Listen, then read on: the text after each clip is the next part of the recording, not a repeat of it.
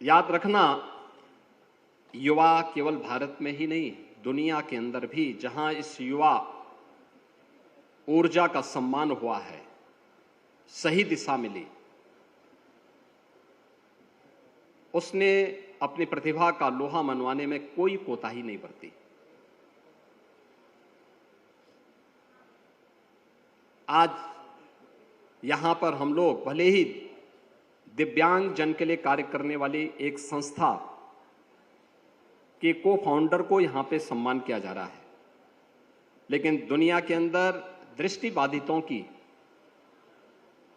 पहली जो प्रेस हुई थी ब्रेन लिपि में,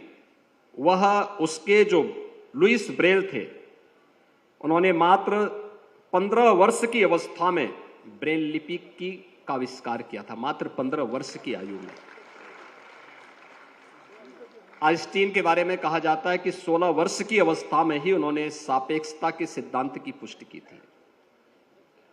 और न्यूटन के बारे में कहा जाता है कि 23 वर्ष की अवस्था में ही उन्होंने गुरुत्वाकर्षण के सिद्धांत को खोज डाला था।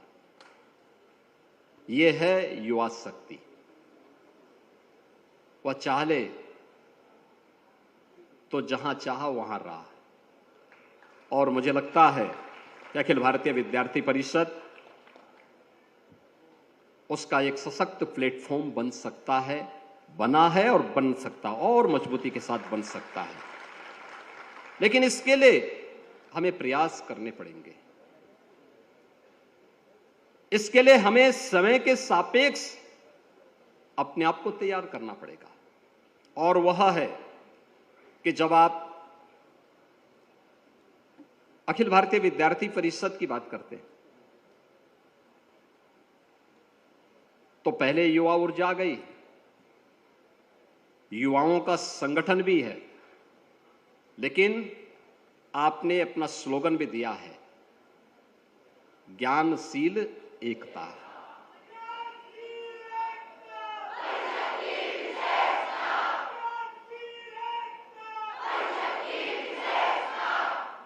ज्ञानवान बनने के लिए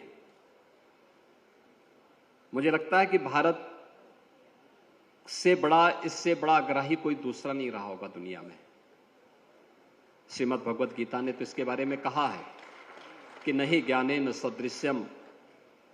पवित्रम में विद्यते,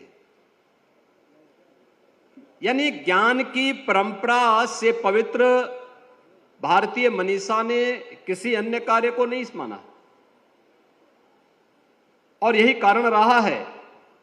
कि हमारे यहां ऋषि परंपरा का प्राचीन काल से ही बड़ा सम्मान रहा है। दुनिया के अंदर जहां कहीं भी जिस भी स्टेज पर यह आवश्यकता पड़ी, भारत के ऋषि मुनियों ने, भारत के ज्ञान के वाहक उन महापुरुषों ने एक नया संदेश भी दिया।